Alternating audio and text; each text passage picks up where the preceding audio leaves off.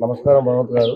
నమస్కారం అండి. ఈ రోజు జరుగుతున్న మీ పాలడుగు రాజకీయ పరిణామం ఎలా ఉంది? మీరు అసలు రాజకీయాలకు ఎందుకు రావాలనుకున్నారు? ఇక్కడ ఏం జరుగుతుందో కొంచెం క్లుప్తంగా మాకు చెప్పరా? మా క్రాంతి ముఖ్యంగా క్రాంతి టీవీకి యజమానానికి ధన్యవాదాలు.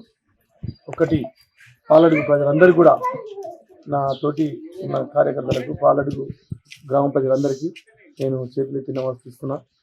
నేను 30 సంవత్సరాల సంధి, 40 సంవత్సరాల సంధి, దాదాపు నా యువత నుంచి కూడా నేను అందరికీ వెనువెంట ఉంటున్న పాలడుగు ప్రజలందరికీ.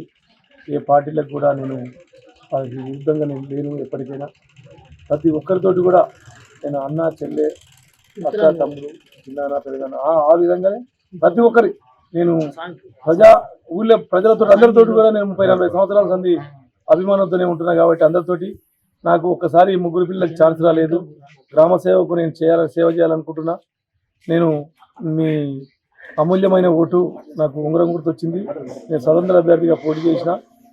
ఉంగరం గుర్తుకు ఓటేసి నన్ను గెలిపించాలని పాలడుగు ప్రజలందరికీ నేను చేతులెత్తి నమస్కరిస్తున్నాను.